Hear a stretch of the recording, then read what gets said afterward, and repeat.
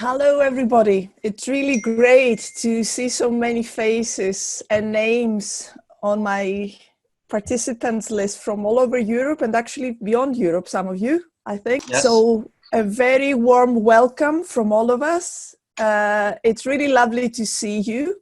And let's keep the cameras on for a few seconds. I will explain in a few minutes. It might be best if we turn them off, but it's really nice to see all your faces. On behalf of the whole of the Universeum board, I wanted to welcome all of you today, whether you're a Universeum member or not, or just interested in museums, university museums, and what they're facing now. We would have loved to be in a few weeks' time in June in Belgium doing our annual conference. That looked very exciting before the pandemic erupted. That has upset everybody's not just personal but professional plans. In all cases, I think, with quite devastating effects. But at the same time, a lot of the colleagues and organizations are showing very strong resilience. And we felt that at times like this, keeping the conversation going and reflecting on some really key issues about the role of museums and collections and how we engage with our audiences and maybe redefine our audiences and our role is really crucial. There are no easy answers for this, so we felt opening the conversation with quite a few colleagues, and we tried to reach different parts of Europe today.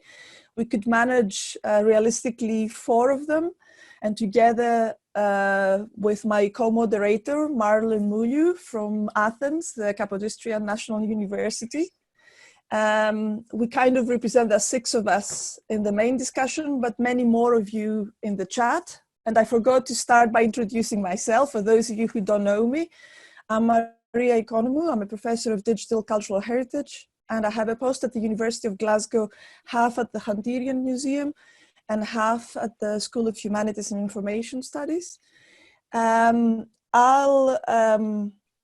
We'll start very briefly with some housekeeping about how we'll run today on Zoom. And then I will pass on to Sébastien Soubiran, the president of Universeum, to say a welcome from his side. Then we'll pass on to Marta Lourenco, sort of saying hello and her support from UMAC, the ICOM University Museums Group. And then Marlen will bring us to the main focus of the discussion and introduce the main questions we pose to our participants, our four discussants today, and introduce them briefly as well. So this is more or less the plan for when we start. They will start with a very brief introduction, but we didn't want this to be 4 parallel monologues, so they'll keep it very brief. So we can open up the conversation afterwards with all of you. So I'm passing on to the housekeeping now. As you might notice, I suspect all of you are not just familiar, but almost sick to death of Zoom by now. But just in case it's not the channel that you are using for your conversations, it's not that difficult to use. Just to remind you, we are recording this, because we received a lot of messages from our community of people who wanted to join today but had other meetings or were otherwise engaged. So we want to make this available afterwards on the Universeum website as a link for people to visit. I will ask you, if possible now, after we've seen, we've got more than 70 people at the moment participating. Now it's 67 and a few more coming in. So I will ask you to, apart from the speakers and Sébastien and Marta, to probably best turn your camera off, just in case we have bandwidth problems. We are hoping the University of Glasgow, very generously supporting this with its Zoom account, will hold strong and we won't have any technical issues today. You will notice, and if you haven't used Zoom before, if you scroll your mouse at the bottom of your screen, you have all the buttons appearing, and there's one for the chat. So if you make the chat appear on your right-hand side, you can type your message, and I will ask, because there are quite a lot of us, there are more than 75 people today already now. So I think it's best to manage the conversation afterwards best. to type in your comment or your question. And while Marlen is holding most of the discussion with our speakers, I will try to make sure, in case we missed it, to bring your comment and question in the conversation. So I don't want to delay things any further. Without further ado, I'm going to pass to Sébastien Soubiran. And that's all for me for now. Okay, thank you very much. Wow, it's great to see that there's so many people attending this this meeting. Well, of course, I do hope you are all well, as well as your close. Today, as Maria said, it is our first step to keep our community together. And we do believe that it's one of the main goals of as a network, of Universeum as a network. And more than ever, probably, regarding the unprecedented crisis we all confronted with. So it is important to preserve opportunities to keep the dialogue going between our community of museum and collections, to discuss, share our thoughts, our ideas, but also our fears, our hopes, because there should be hope afterwards. This is what Universeum will do. We'll try to do during the next months, in complementary and dialogue with UMAC, but also with you all, because I think any ideas to contribute to this way of keeping people together will be welcome, and we are here to help you with that. More than ever, I think we are facing lots of challenges. For some of us, it's just to survive this crisis. And as a network, again, I think it's very important that we should be able to help and alert on this fragility of some of our colleagues. And we are also facing lots of challenges. For me, I think that this crisis put a strong focus on science in our society. And as keepers of scientific knowledge, our role is paramount in order to help citizens to better understand the process of production of knowledge. How come scientific understanding of the COVID is so difficult and such a long process, for instance? I think that we are used to have some answers from the scientific community, and now we are to face the fact that we are trying to get answers, and this is part of the process, but not all people are aware about it. One of the challenges also for me is that most of the borders are closed. This is the first thing for us. And we do hope that the reopening of the borders will come quite soon, but it's not that obvious. So it's very important as a network that we keep the dialogue between us, and that we demonstrate the richness of keeping the discussion and the circulation with foreign countries. I didn't think that I will be confronted to face this kind of being in my country and being afraid of the other country for people passing through the borders. So they might come with some in our case, some disease. So I think that that's why I'm very happy to offer today the opportunity to preserve this dialogue and of course to preserve our friendship, because we are lucky with Universeum that we are not only colleagues, but for some of us, we're also very good friends. I would like also to thank our Belgian colleagues who worked very hardly to prepare the annual conference that was supposed to be in Belgium, in Brussels, Gent, but so we finally decided to cancel the conference. It was a very difficult decision, but obviously it was the good one to take. I would like to thank also students from the Université Libre de Bruxelles who work very hard also in the organization of the conference that will not be happening. But we have first hope that we will organize the conference in Belgium in 2022. And we will have the opportunity to visit the museum of our colleagues of Gent, who were completely short and obliged to not open the museum and ready to open it. I already booked my ticket to attend the opening, but finally and unfortunately we have to cancel all that. And I'm glad that our colleagues from the Ghent Museum agreed to be part of the discussion today. I would like to thank our 4 speakers to experiment with us this first online discussion. Hopefully there will be more. We'll see how it goes, but I'm sure it's going to be great. And of course, I would like to thank my dear colleagues and friends from the board who worked very hardly to organize this conference, and Esther and Frederic, and of course Marlen and Maria, who agreed to moderate this discussion today. I would like to thank also Marta.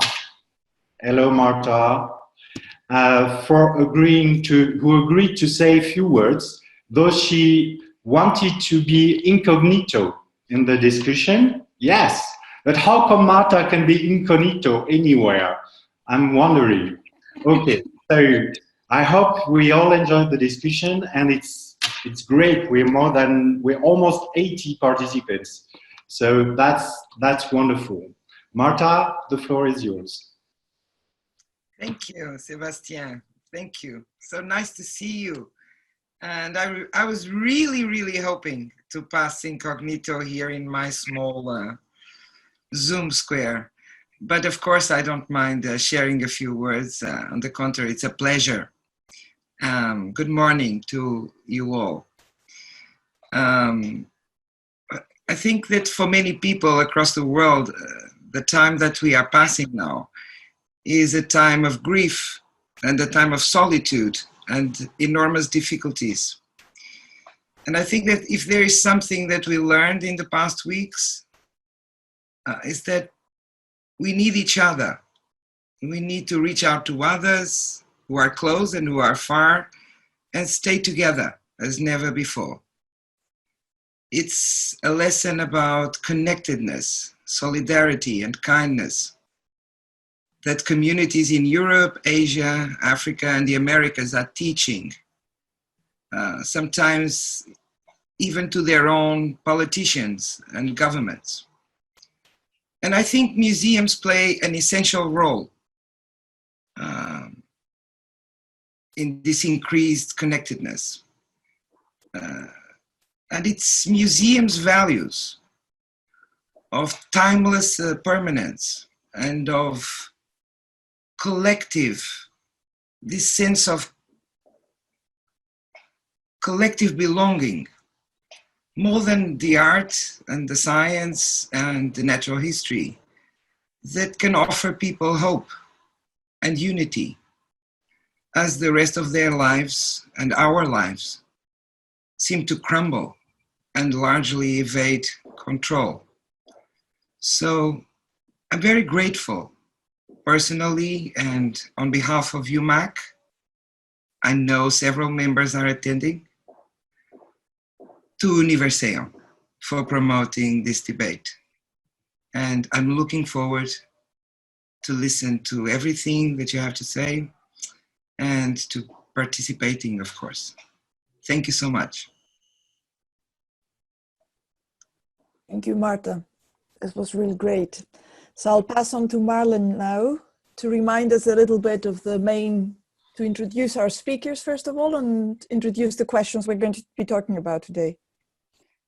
Good morning to all. Good afternoon from Athens. It's of course also my delight to be here with this community of colleagues and friends We felt already lots of missing because of the cancelled conference in June, but technology helped us to get connected and in fact get connected with a lot of potential, sometimes more than when we have to meet in physical terms. Without further ado, I'll present our four speakers, four very good, esteemed colleagues, very full of energy within the Universeum network, who agreed to be with us today and share some of their thoughts. We have with us Anna Baeza from London, who is a researcher and curator at the Museum of Domestic Design and Architecture, representing the Middlesex University.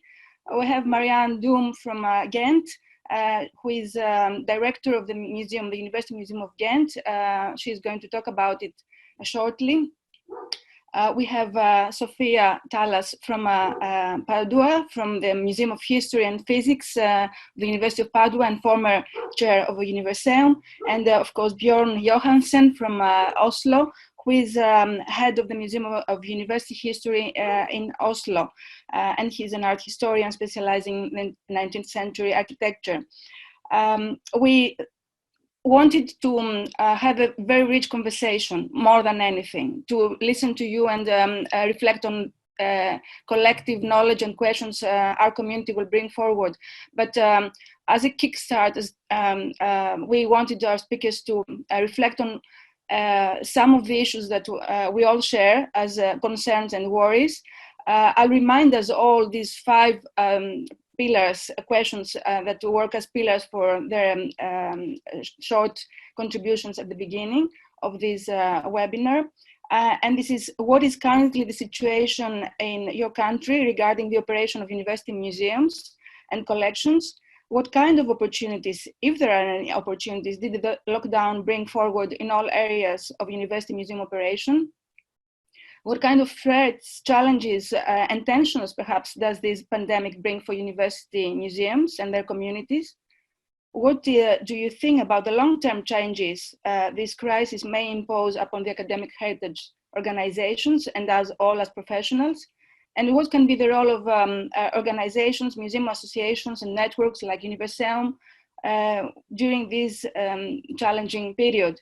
These are five very broad questions. We cannot perhaps cover everything in detail, but they are the framework within which we will position our conversation today. I would invite Marjan to start her analysis on these five questions or more things that she would like to share with us. For a specific reason, Marjan was, as a guest, but Marjan, more than anything, leading a group of professionals who were ready to open a new museum in Gent. And the lockdown happened just a couple of days before the museum opening. Marjan, tell us about your situation now and the museum and your reflection on these challenges. Thank you, Marlen, and thank you everybody for inviting me to be able to speak here. I'm very happy to share the Ghent experience, although it's quite a sad one with you all, but maybe we can all learn from this. So yes, we were about to open on the 18th of March. We were in full opening campaign, and well, actually the contractors on site were finishing the last things in the displays. So yeah, we were looking forward to a big opening event in the weekend with, well, we were expecting a couple of thousands of visitors that weekend. And unfortunately, so 2 weeks before this 18th of March, slowly this news of the virus that was, coming through to our knowledge. And so we became aware of the idea and the concept of maybe not opening. And as soon as that happened, I was in direct communication with, well, first of all, the board of the university, of course. So daily calls with the rector and vice rector, but on the other hand, also with the museum sector, which were two quite different policy frameworks to communicate with. I think the university quite quickly wanted to postpone the opening, whereas the museum sector was still in this mode of, no, we have to stay open and we want to keep organizing events. So we were quite in this exercise of stretch between two policies of what to do. Our neighbor museum in Gent is the Museum of Fine Arts, and they had a big exhibition on Van Eyck. So there were still thousands of visitors going to our neighbor museum days before the lockdown. So at a certain point, I had the call from the rector saying, no, you can't open on the 18th. So then we had to start communicating, stopping our opening event, and thinking about what to do now. So I think the first challenge that I want to mention, it's not easy for a team. We are a team of 20 people. We were on a fast running train towards this opening. A stressful period, but also a very exciting period. We were all looking forward to this big opening event, and all of a sudden that comes to a stop and everybody's at home. And then it's I think, a process of mourning of not being able to open, not being able to share our museum, and not being able to come together. So it was quite, I dare to say, a traumatic experience, being with 20 people and all of a sudden having meetings like this, but quite sad. And then, we had to take our time to refocus and reorganize in what to do now. What is the current situation in Belgium? We're still in lockdown, but the measurements are quite, it's becoming easier, let's say. Schools are slowly reopening, shops are slowly reopening.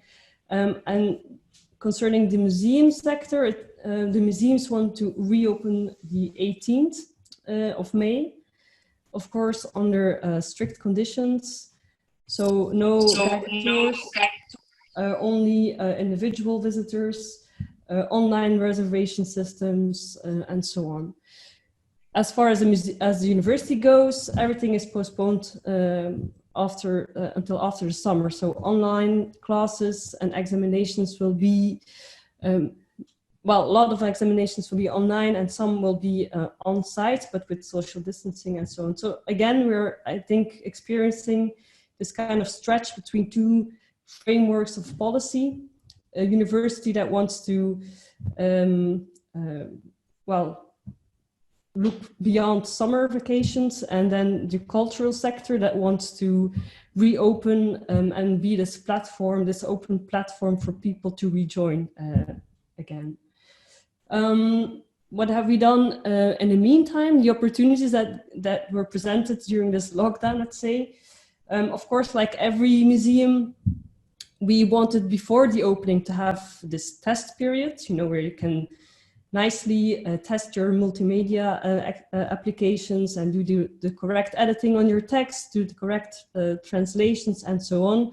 But of course, when we were about to meet the deadline of opening, things get postponed anyway until after opening. So now we have the time to really optimize our display. And that's what we're doing right now. Doing a more perfectionized editing of text, the translations will be finished. We are looking now to implement this kind of test period. I didn't mention, so when are we going to open? Don't know yet. So the museums in Belgium are looking at an opening at the 18th of May, but we still want to open with an opening event, to have this happy coming together of people. So we want to delay or postpone our opening until that's possible.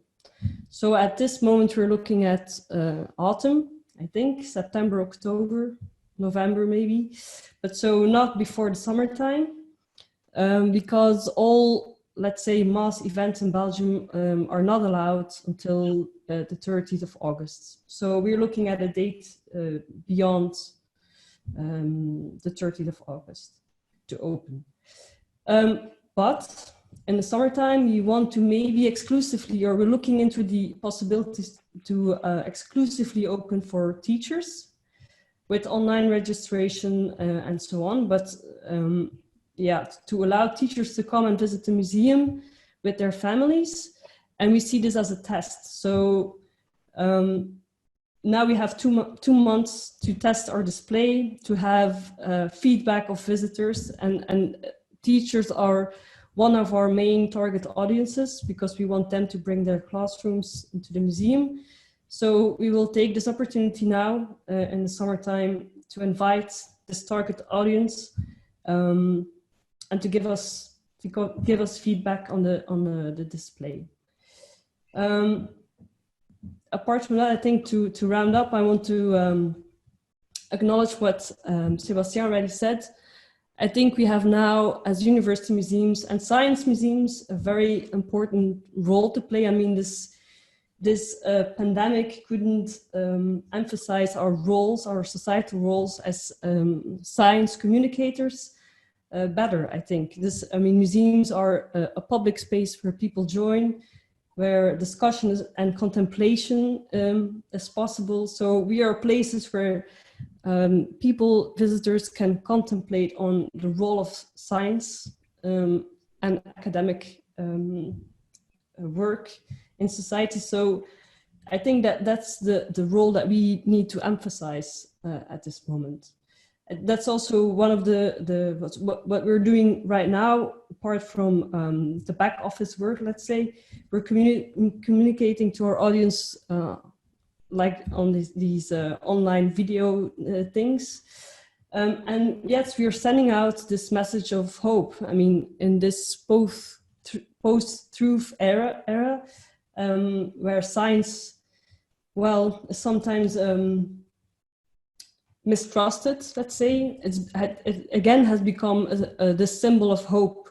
And we as museums have to, I think, acknowledge science as a symbol of hope, but also explain how it really works. I mean, this new vaccine or our knowledge on this virus is not going to come as a deus ex machina in the next week. So we have to explain, I think, to visitors how science works, but acknowledge it as a symbol of hope. Marjan, thank you very much. You raised so many important questions, and you brought forward with your experience this often dual identity of the museum, a university museum, the research institution that is very much research-based and is for the public's good as well, and also the public side of the museum that needs to stay open no matter what and perform its social role. And these tensions and these complexities are very much shown in your example, and it's very, very interesting to hear that from you. I'll move slowly now more to the north, to Oslo, and to Bjorn, to ask him to give us his experience from Norway, from his museum, or if he can also reflect on what is happening in the country right now. Thank you, Marlen, and it's a great pleasure to see all of you. Here in Norway, the universities and the museums closed down on March the 12th. In Oslo, this has also included the Botanical Garden, which is a popular and free of charge venue in the eastern part of the city. Since the 12th of March, the great majority of university employees have been working from home. Some exceptions have been made though, like the ongoing conservation project on our 9th century Viking ships. That's one example. The main storages of the university have had a certain amount of staff at present to secure the security of the collections. And we have also been allowed short visits into the university buildings to get books or other items we need. As the Norwegian society now gradually is the universities will do the same. We are expecting new guidelines from the government and the ministry this afternoon. And the museums will follow the same procedure as the rest of the university. All public university events will be cancelled until June the 15th. And after that, we really don't know what's going to happen. We do hope that those of us who are not priority members of staff will be able to return to our workplaces before summer holiday, according to the latest university bulletin.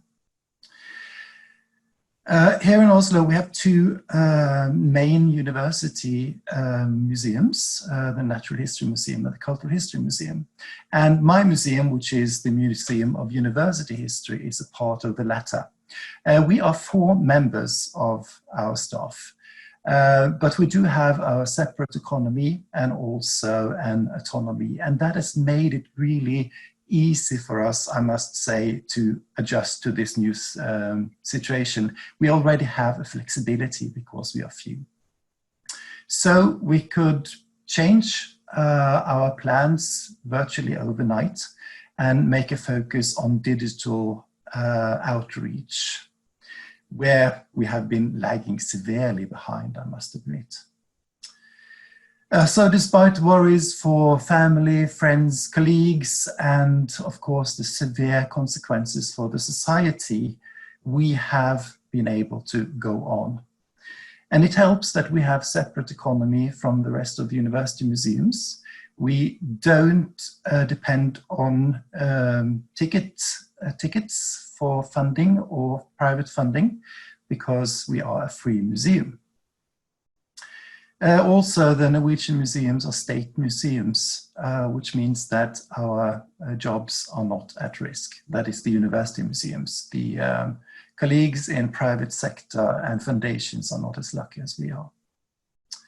So all of this is to the greatest importance for our ability to somehow let the show go on. The majority of staff have spent time on producing new articles about university and science history for future publications.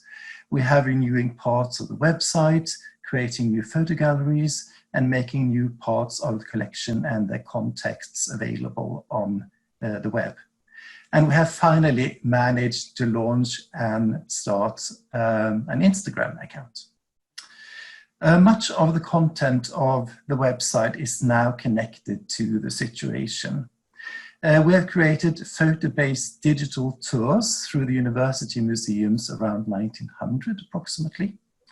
We have also gone into public archives to locate television, film and radio regarding the university, and made that available on the website in a kind of Netflix-like setting. Our goal is to use the situation to look into our bank of bad consciences and try to see what can we do with the things we have been lying about that they haven't been used very well. And we aim to talk about and have debates around periods of our history which have been difficulties, where there have been difficulties and which have been solved, as a kind of inspiration and source of learning for the present time. So these activities are of course possible because others are not. And we do so far know very little about future funding. The museum we know most closely, the Cultural History Museum, is already preparing cuts. The lack of ticket sales, particularly from the international audience of the Viking Ship Museum, is of course a severe damage to the museum. We do not know yet how this will affect the future. The university leadership has signaled they want to have dialogues about the economy. We don't know very much about that yet. So the greatest worry for the future, at least for us at the University History Museum, is of course that there is a possible risk that university will no longer have us as a priority. In principle, our positions can be used elsewhere in the organization. And besides the obvious effects economically, I think the long-term changes will be connected to higher expectations regarding digital outreach. Here we have seen it from the ministry, we've seen it from the university itself, and we've also seen it from the public. They expect more on the web. And at the universities in Bergen and in Oslo, next semester, the autumn for the students will be more or less digital. This is a situation that can be demanding. It takes time, it takes expertise, and it takes money. And there's also an issue that, at least here, web outreach have been free. So how are the museums going to cover their costs if they have to work more digitally? I think the Universeum community can play a key role in our ability to meet the challenges of the future. As a meeting place, we can exchange experiences and have vital discussions. Let's learn from each other. It's very, very important. And as a small museum, my museum is depending on learning from all of you. And we are depending on discussions. Also, we may all encounter situations where collections or institutions may be under threat. In such situations, the Universeum will be a valuable support. So by pulling together, we certainly have a greater possibility to succeed. So, thank you. Thank you very much, Bjorn. Listening to you, I think what you say reflects what most of us think within the community of Universeum and universities in general. On one hand, we had this extra time in our hands, unexpected extra time to do a lot of things that we wanted to do in the museum for a long time, and we never had the chance. And on the other hand, we have all these extremely worrying situation in all levels of how this pandemic will overly change the museum as it is. Will it give it a push to become even a more social-oriented open institution, or will retrograde to, because of safety reasons, to models of museums that are more closed in, more controlled, and for the few? That's a big issue right now, I think. And let's see about London and Anna, your experience in the museum and in the city, a big city with a lot of challenges right now within Europe in regard to the pandemic.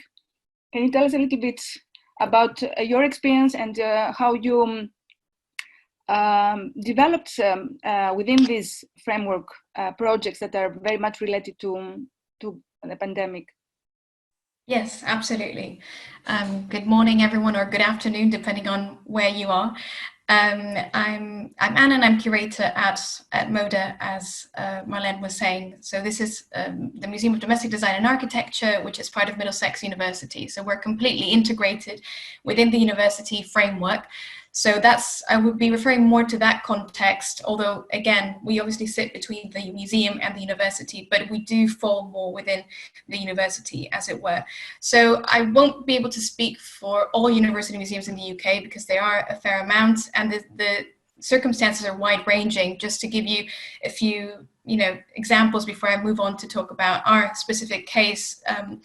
At University of the Arts in London, there is the staff there in the museum and collections. Some of it has been placed in furlough. So this is a scheme that you might be aware of that the UK government put in place, which means that staff are discharged from their posts. The university is closed, so the museum is closed, and the government pays 80% of the salary, which is then topped up or not by the university. So this means completely stopping for that period the operations of that university museum. In other cases, I know of other collections-based learning university museums at UCL where they've continued doing their teaching online, work on virtual exhibitions. So this is just to give you a sense that it is quite a wide-ranging scenario.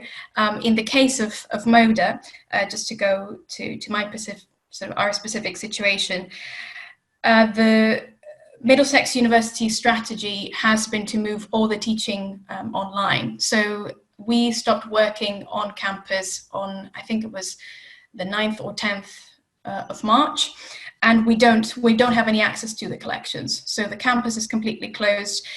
However, we are in a fairly good position as compared to other smaller museums, university museums, because about 45% of the collections were digitized. So this has meant that we have access in our collections database to all this material, which then we're able to either use for teaching or to develop other projects that we've been thinking about.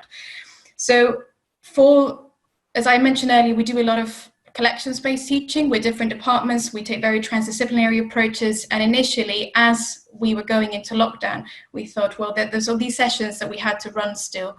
So we trialed with using some narrated PowerPoints that were introductory about what object-based learning is, and how we could introduce students to the different themes of how we would be working with them. But very soon after that, we realized that actually this digital platform was not ideal for doing the kind of object-based learning that we had been pursuing, and that in a way you cannot really replicate the very interactive, haptic, deep-looking engagement that we pursue in all the sessions that we run with students in a digital environment, at least not in that way. So that made us realize that actually moving forward and with months ahead, we need to be much more creative in the way that we're thinking about how to transfer, or how to transition to using online teaching methods, and also do much more careful planning alongside tutors around what methods they're taking online learning, because there's actually so many different options around, which might involve, in fact, using just online as a space to prompt certain activities, which then get the students to go offline. And I think this is something that we're quite aware of too, is all the amount of screen time that students are having, and that is not necessarily the way that we want to be working with students, as well as also there being limitations in terms of accessibility, because not everyone has access to a stable bandwidth, not everyone has access to laptops, so there's also all these, I suppose, more economic issues around access that we wanted to be considering as part of the delivery that we do. So so in that regard, we're thinking about the next couple of months. This is the new phase of thinking for us, because Middlesex University, as of the universities in the UK, foresee that there will be online teaching maybe until January 2021. I mean, it's still not clear. There's all these different scenarios that universities might be facing, but there is a lot of talk around the provision of online learning for quite a long sustained period, and it's still not known how access to campus will be. We know that there will be an easing of measures gradually, but it's still very unclear how that's going to evolve over the next couple of months. Now, in terms of digital engagement, this is something that MODA was already working on quite consistently over the last couple of years. So we had developed already a podcast that we launched in January of this year called That Feels Like Home. The collections are largely about the history of domestic space. So we thought, okay, so what can we do at the moment with this new season 2 of the podcast, that might also be a way of connecting conversations. Now a lot of people are in isolation, in lockdown, in their homes, and there's quite a lot that we could do with this. So we thought we could make this new season, and we actually launched a survey with our audiences around what would they like to listen to, and stories around home, but also thinking, I guess, historically about different things that affect us all at the moment, the way that we engage in our homes, the sensory environments, the way in which work and home spaces are being kind of redistributed, how we experience place and belonging in our homes. So we decided that this was what we would do, that we would focus on this podcast as a way of starting conversations around the experiences of lockdown, and also recruit responses from our audiences. So I think that's been, perhaps, I see in the two things that I've just mentioned regarding teaching, student engagement, and the podcast, COVID has opened up an opportunity. It's made us stop and pause and think. And I think obviously it's a tragedy what we're going through, and it's really difficult times. But I think this assessment and evaluation of what we're doing and how we can connect with audiences differently, or how we might reconsider the way that we deliver teaching and think more critically about how we use online methods, for example, is one of the opportunities that COVID has brought. In terms of universities, I think I did want to say a few things about the sector as a whole, because I think this is quite specific to the UK. And the fact is that universities at the moment are very concerned, because there has been, according to the London, was it London Economics Consultancy, I think it was called, a political and economic consultancy, and now, well, did a study and suggested there would be about £2.5 billion black hole in university sort of funding, because universities in the UK are largely dependent on their student numbers, and the forecast is that there will be about 230,000 fewer students starting in 2020 to 2021. So this is probably different to the case in other European universities, but what this is going to mean, amongst other things, is the loss of a large number of jobs. Already universities like Roehampton have been announcing redundancies and pay cuts, and this is really going to reshape the sector. So I think there is here something for university museums to think about, but also I think it was Bjorn who mentioned how university museums might not be considered a priority. So I think we need to be part of this wider conversation of university education and what university education is for, but research, but also, for engaging and being in between students and the academic environment and the larger public, and how we can really enable those connections and those conversations. So, I think it's fair to say that there are dark times ahead in the university sector, but I think there's also an opportunity here to really make demands and consider how we would like to reshape the way that education looks in moving into the future. I'm not sure how much time I've already been speaking, so it might be, do I have a little bit more time? You can wrap up your first approach, and then we'll have a chance to talk more when we open the discussion. Okay, well, I think I'll just say something that I think is more of a practical issue, but I think it's worth discussing, because Marjan mentioned how difficult it is to be working with a staff of 23 people remotely, digitally. And I think in that sense, Moda is a small team. It's just 5 of us, but we were quite digitally, we had digital ways of working. So we were already using a lot of different, Trello, Slack, different ways of operating that made this transition quite easy. And I think that's something, that is just one aspect of digital literacy that I think it's a massive issue here. And I think it's something that academics at universities, but also museum professionals, don't have the capabilities and the resources and sometimes the infrastructure to know how to be working in these ways. And I know this is quite a big concern amongst many academics who now have had to roll courses online,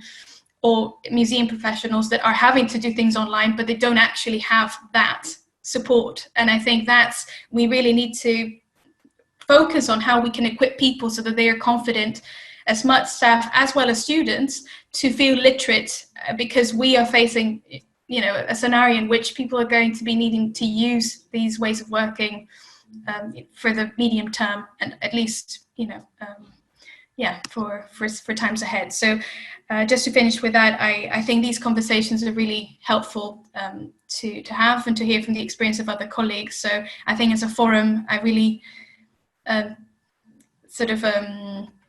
praise you for starting this, and it's wonderful to be able to connect and learn from what is happening elsewhere. So thank you.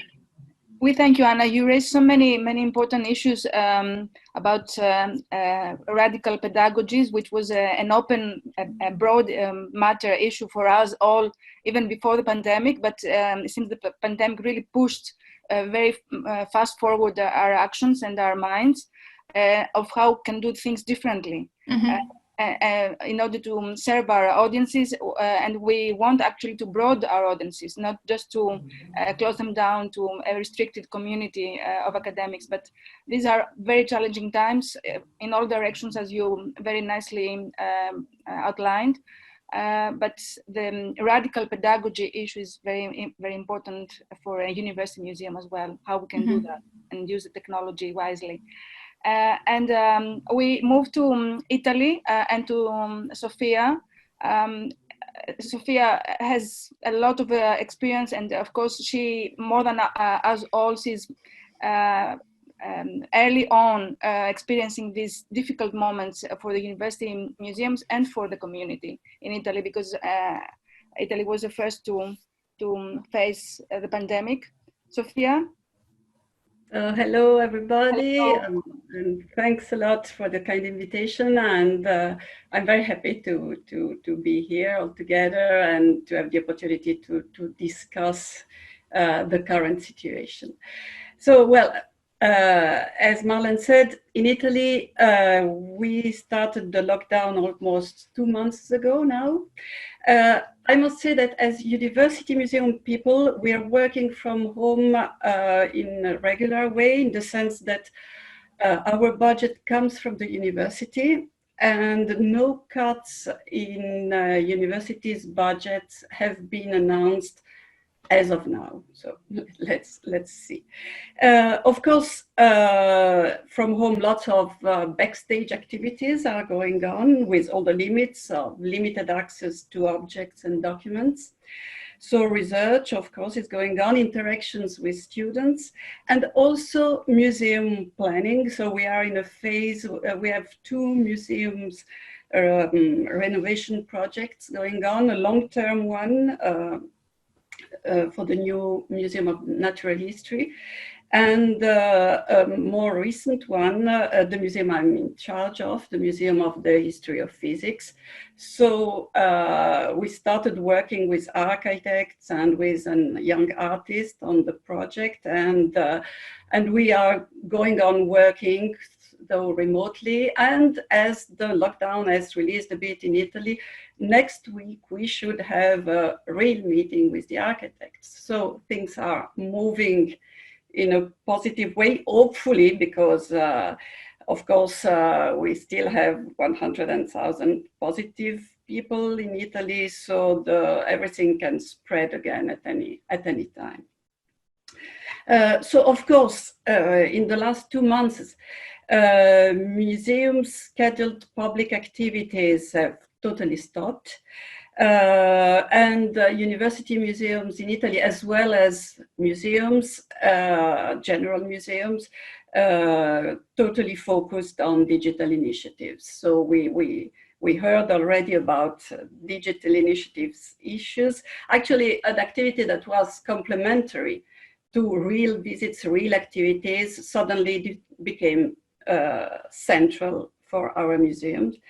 And about this, I must say that though I find it a bit difficult to talk of opportunities in this period, which is tragic for many people, I must say that this was, and it still is, quite an interesting brainstorming time on digital issues. We are working, the Museum Center in Padua is coordinating all these activities, and we are working, I would say, in a closer way than ever with other colleagues from other university museums. So it's an interesting time. So games for kids, videos, webinars, co-curation projects, and also collecting experiences, something similar to what Anna mentioned, were prepared or are under discussion. So quite and all these activities are having quite a huge success.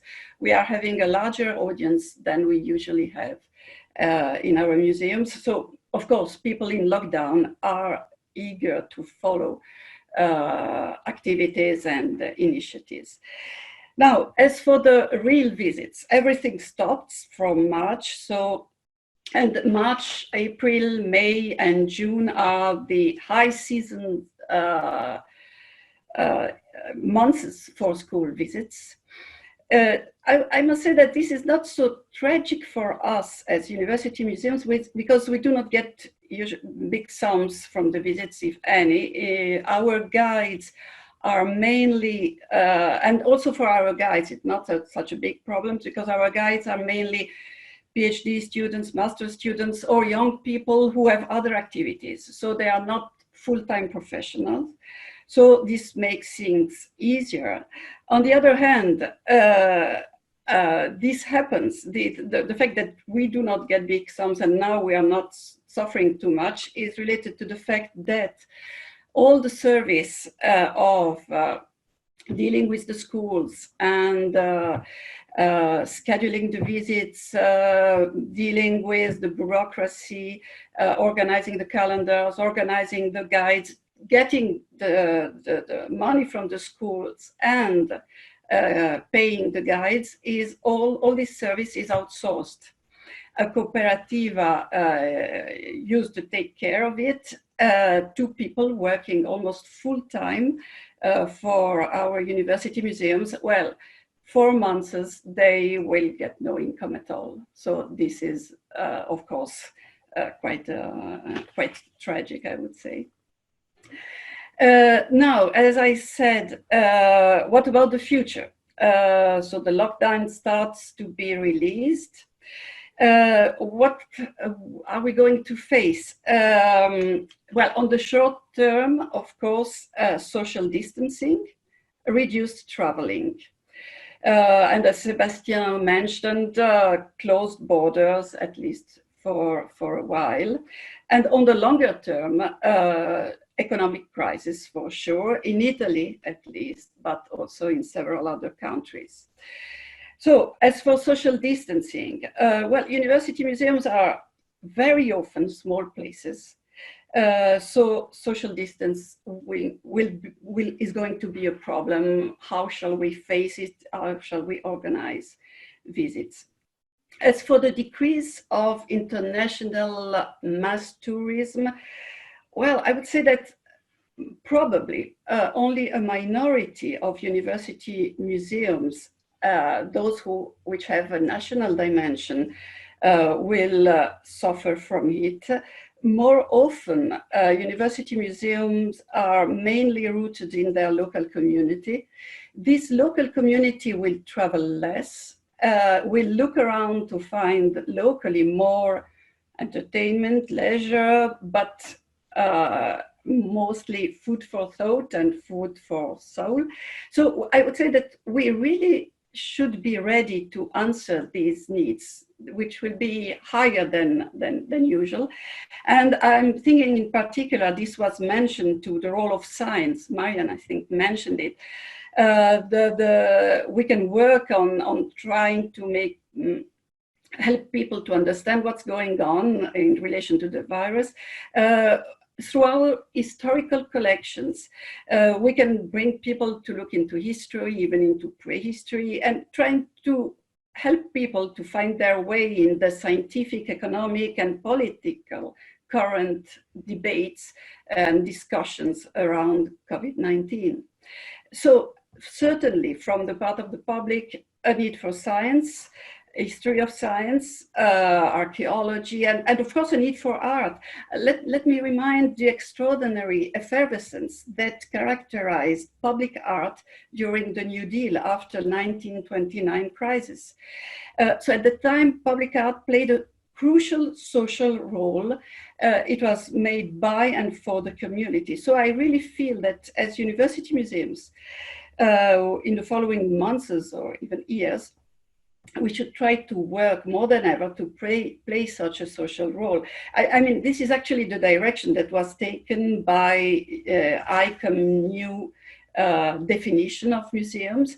And the economic crisis will be very hard. It will enhance social inequalities and social injustice. I mean, just think as an example of all the difficulties related to remote school teaching, especially for kids, for children coming from families with social or economic problems.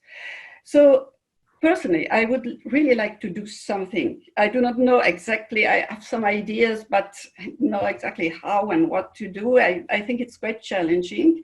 And I would really love, and here the role of Universeum, to work with colleagues from other countries, to learn from them, to share experience and ideas. As Björn said, we depend on learning from others. And actually, maybe, and this is only a proposal to Universeum, to the board and to the community, what about a working group within Universeum specifically discussing issues related to the social role that university museums could play? So thank you. Thank you very much, Sophia. What a great suggestion. And what I sense listening to all you and through discussions with other colleagues from other networks as well is that museums right now are in a huge challenge and tension. On one side, to go through this huge issue of sustainability, how they can keep on going when the funds will be shorter, especially for the museums that they rely a lot on income from tickets. So one thing is sustainability, economic crisis that the society and museums and university museums may face. And on the other hand, we have this huge need to offer even more than before. If we wanted to be public institutions for the public benefit, now there is even more a need to perform this role, to complement the schools, to make alliances in order to really be within the society, not just there waiting for society to come to us, but really bring this, create a bridge with society. And on the other hand, we have traditional museums are physical spaces, are 3D spaces full of objects. That are amazing, magic with their own aura. Going digitally is an option, is perhaps a one-way option right now, but we need also to safeguard the physical space and the experience that we for years tried to create in the museum, the haptic experience, as Anna said, the hands-on, the multisensorial. So these are many contradictions right now, and one issue is how we can use the technology not only wisely but creatively, innovatively, to bring this together, the physical space and the actual safe space. We talked about safe space in the past in order to create a nice environment for all audiences to get together. Now we see safety on a different level, actual literal safety of how we can touch things without getting contaminated. So a lot of issues there, and perhaps opening up the discussion now with all our audience. We have a lot of 8 of us are here discussing and listening to each other. As we wait for questions to come to you, I would ask you, if you had to choose as an individual and as a professional in your museum, one single first thing to do in order to, in the immediate term, not in the long term, but in the next 6 months or 1 year, to choose what you would do, where would you invest your energy in order to support the public, the social role of the museum, as you said, Sophia, what would that be? What would be your first priority? Difficult to choose when you know that you have to be multitasking all the time and creating the balance. But we are now, right now, asked to become like jugglers, trying to do a lot of things at the same time. But we need also to prioritize and find the right strategy in order to make the difference. So I don't know if it's a very difficult question to raise right now. We don't want final answers, but just your reflections of, from what you feel, what is the most urgent issue to tackle right now? Is it a question for me or for all of you? For all of you, yeah, for all 4 of you.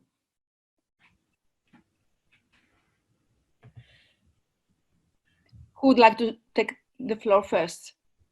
While you're maybe thinking a little bit about it, bringing in some of the comments we have from our participants in the chat.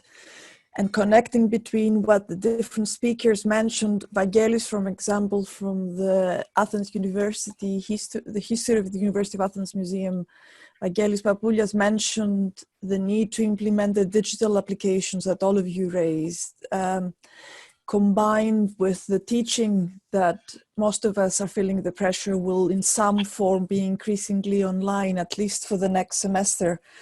So the way Anna raised this idea of engaging with the object-based learning, how do these two things come together effectively rather than the other way around, the digital and the material, which can be a real challenge, I think. I don't know if some of you want to tell us a little bit more of what worked and what were some of the real challenges of what is not really worth pursuing.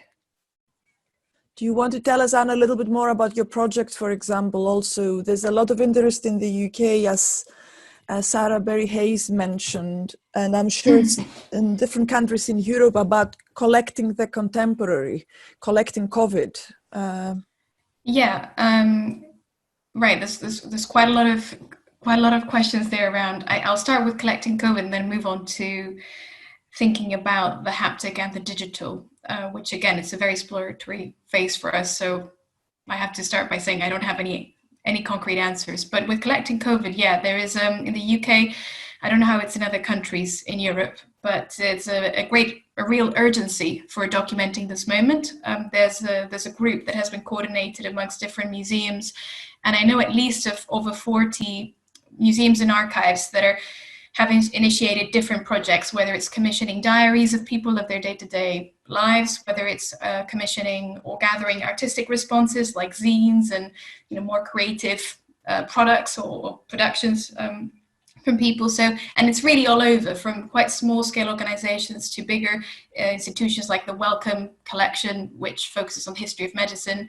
So like that's, for instance, I know that they're trying to pursue a strand. The Museum of London is also partnering, I think, with Goldsmiths University. So there's also ongoing collaborations between the universities and museums to gather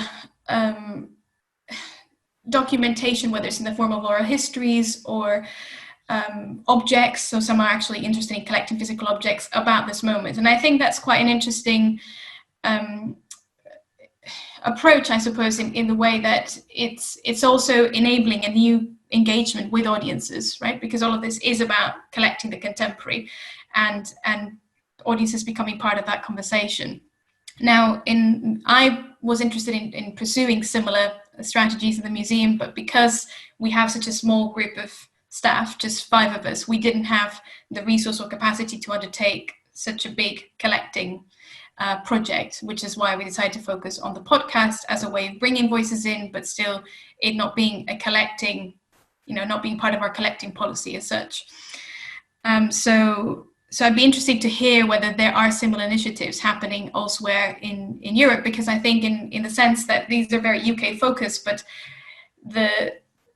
what we are living is, there are differences of experiences and how things are happening in the various countries, but also there's a common denominator in everything that we are going through. And I think that's the idea of these shared stories and this sort of shared experience is quite an important one, which I think is something that maybe museums can contribute in that way. We're speaking about the social role and social purpose of museums, and I think that the question of science is crucial, but I think there's something here also about the more emotional, affective dimensions of what we've been living and how to maybe bring that together in some way.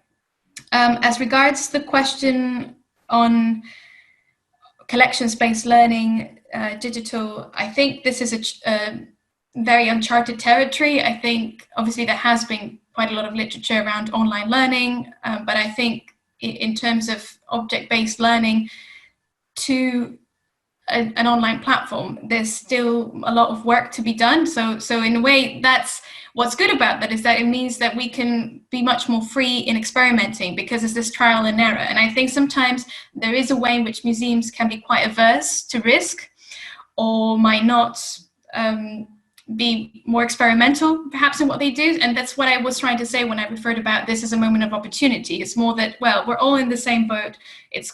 We don't really know what we're doing. We don't know what's happening in the next few months. So maybe that takes off a bit of pressure that can enable us to be a bit more experimental in how we approach the work that we do. As respects to MODA, because the work that we do is very, as I said earlier, it's transdisciplinary, so we'll work with anyone, say from photography through to public health to fashion. So it really has to start with the conversations that we have with these specific tutors and what methods are they using in online learning. So perhaps it will be more like we intervene in particular courses to offer some object-based session, but it's more, what seems to be happening at the moment is that what's most effective educationally is highly interactive engagement in very small groups, and maybe quite a lot shorter than it would have been previously. So maybe there's a way in which interventions can be made on the part of the museum, and we just have to adapt to the way that others are working and what is working for them, if that makes sense. So I think for us, it's more about how do we customize the work that the museum can do to the profile of the groups that we're working with, because Middlesex University is very specific as well. So there's students, the cohort of students in Middlesex is very diverse. About 71% self-identify as being from an ethnic minority. A lot of them also are experiencing now financial pressure because they were working part-time and now they may have faced that they've lost their jobs. So I think we also need to be aware of the reality, the material and economic realities of those groups that we're working with. And, you know, some people might really be having a hard time. They might not have time to engage with learning. So what can we do to make it as easy as possible, to make the ways that we work as flexible as possible, that others can can engage when it's possible for them. I don't know if I'm perhaps not being really clear here, but so what I'm talking about, how do we customize and make our work as flexible so that we can increase the access to the work that we're doing. And that links to what I said earlier about not everyone having access to computers or to a stable internet connection. And I think Sophia mentioned something about that as well with the schools. And I know that's also an issue here in the UK, and also definitely in my original home country in Spain. Also, it's been a big issue. So I think we need to think about ways of reaching, of how are we, does being digital mean reaching people? Not necessarily. So perhaps that needs a bit more thinking, and I don't really have any answers, but it's just more questions, I suppose. Sorry, is that? We had a comment from one of my colleagues from the Hantirian, Giovanna Vitelli, who wanted to also say something about this digital engagement with objects. Go ahead, Giovanna, I think your microphone is on. Yes. Hello, everyone. It's really nice to see many, many friends and colleagues. I'd like to follow on from what Anna Baeza was just saying. There's two strands here which are really interesting, which I think we have all encountered. One is object learning online, and the other is the phenomenon, the use of objects to increase access online to people who normally would not be able to go to museums. And in the current environment, the latter, of course, is very important for us. What I would say, just to start to go back, object learning online, as Anna says, is very varied, but there are products and there are tools available. And I know from my experience at Oxford, really sophisticated tools that really, this is the time to be the people who have them to start sharing. And this is something I think I'm going to have to open up the conversation more, because these tools have been proprietary. The idea of object learning online, we all agree, has to complement physical learning in the museum, in the collections. Since we don't have them available to us, and we may not again, if COVID keeps coming back, and we keep shutting down. So the online digital platform for object learning is absolutely essential to share and to develop collectively. And I'm personally saying I'm committed to seeing how we could share this. Really interesting, and I'm putting out to all of you is the theme of this, which is how do we continue to be part of our communities and indeed explore our communities and expand them through collections online.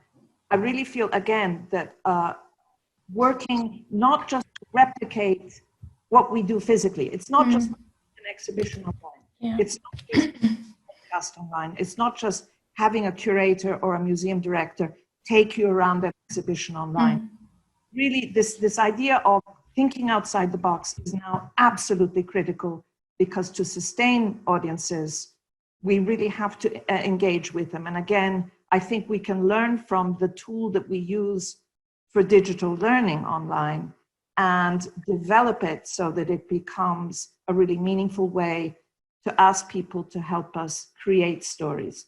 So I'm just saying, I'm raising my hand. I think this is a very, very good time for the community to demand that we share tools, successful tools, and to talk about both the uses we need those tools for in the university, and also how we and the university can talk to communities that are excluded from our spaces. Sophia wanted to say something about this, and before I give her the microphone to talk, just to plug, because I'm not so sure all of you are checking the chat, our wonderful student engagement working group, as well as the digital initiatives, kind of concurrently and from different parts of Europe, have been thinking very actively about that. And I know about the student engagement one, they want to do an event where they bring a lot of these conversations, this critical conversation about what works with digital engagement and also what doesn't, especially when thinking about object-based learning. So keep checking the Universeum website and the email list, because we will post more information about that. But Sophia, you wanted to say something about that. Go ahead. Yes, no, I was thinking that we usually talk about raising interest for our museums or for our objects. I think that we are in such a special time that we should change the point of view and instead think of how we can put ourselves and our museums at the service of the community. So it's a bit look at, and so to answer also Marlen's question about what would be the first thing to do in the social science? Well, there are several ideas, but the point is try to customize. I think Anna used this term, the initiatives according to the needs. And for instance, the school. So one of the first things, we discussed this just yesterday with the colleagues, that I would like very much to do is really to go in schools of all kinds and try to understand the needs, the real needs, and to develop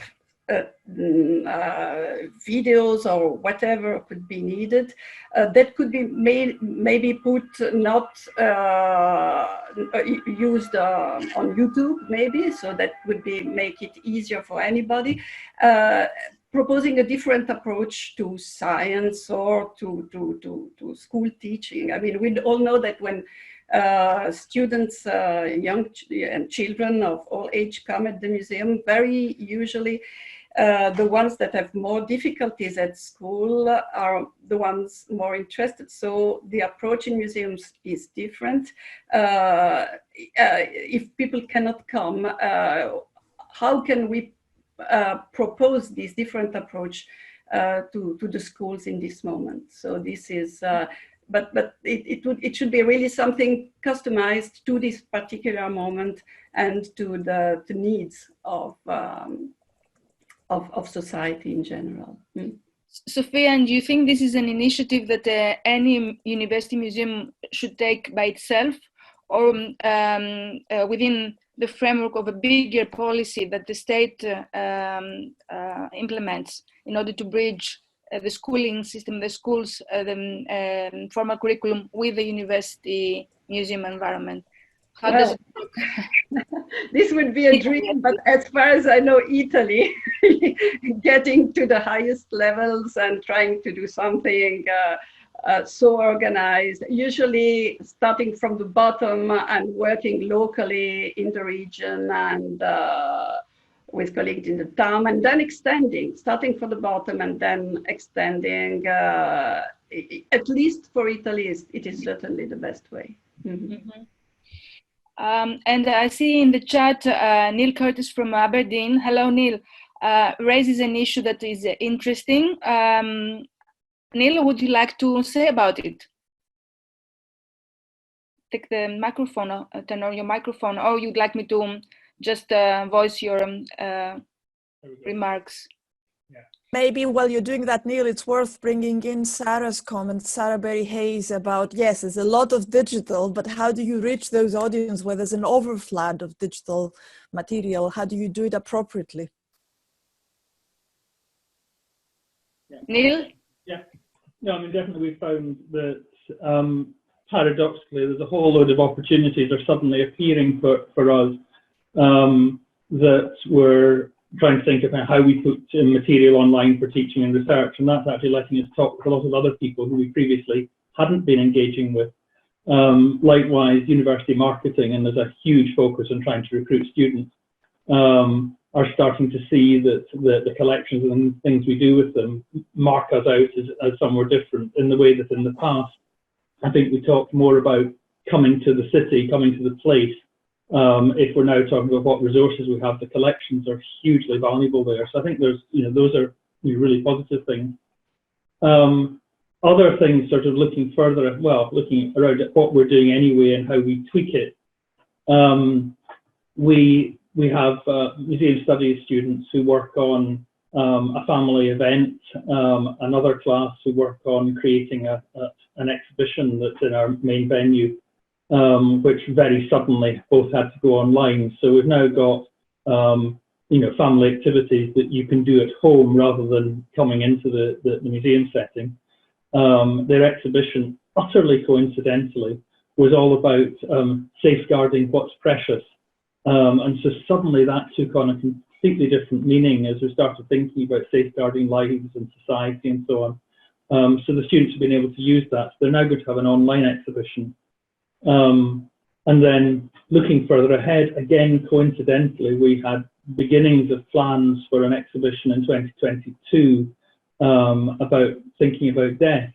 Now, this puts a completely different spin on it because, obviously people are still dying of lots of different reasons. But there'll be a more coming together, I think, feeling about, reflecting on death. So 2022 hopefully will be beyond, the acute issues of COVID-19. So we're going to have to be very subtle and careful about this, but certainly there are all sorts of things that, and as you say, it's horrible using the word opportunity when you're thinking about some of this. But nonetheless, there are things that are taking us in new directions. Mm-hmm. I wanted to ask also Marjan, with the museum that was about to open, and I'm sure anyway they were thinking of different ways that digital might play a role, whether this time that forced the postponing of the opening, whether it was also, it brought up discussion with the rest of her team about new ways of connecting and bringing in the digital while still keeping the focus on the collections.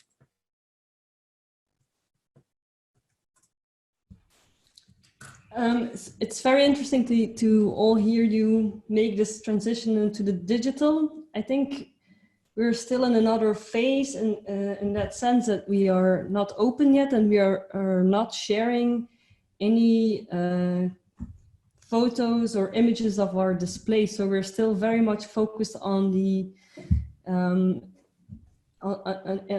experience on site, let's say. So yes, of course, we are working on the registration and digitizing the collection, but I think we were not yet in the phase of thinking about digital object-based learning and that kind. We were not really in that phase yet. So the way that we now reach our audiences is with objects, but not with our display or our museum as a house, let's say. I think it's a very difficult time now. We're a bit in limbo in this phase, trying to reach an audience that it's not quite there yet. It's interesting to hear all of you making this digital transition, but it's not the phase that we are in just yet, I think. As I put in the chat, and I don't know if other colleagues would agree, there's been so much about the digital activities of museums, not all of it wonderful, a lot of it playful and really interesting and valuable, but also I think stopping to think a little bit and reflect and using fora like this one and some of the initiatives, not only us are planning, but also others, to select what's appropriate, because there won't be a recipe that's suits everybody. Is not a bad thing necessarily, because uncritical use of digital is not, I think, necessarily the answer.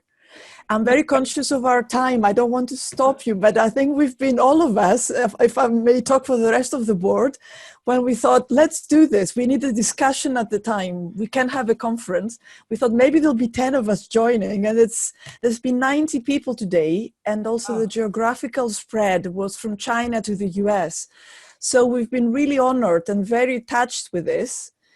But I also am very conscious we don't want to run this into a very, very long session. It sounds as if, and please do type in the chat if you agree with me, it sounds as if there's a real appetite. We only touched on the surface of really important issues in the community. So not only one discussion will address them all. And we need to be doing more of this and moving also into maybe part training, part reflection, different types of things that I think are needed within university museums, but also beyond.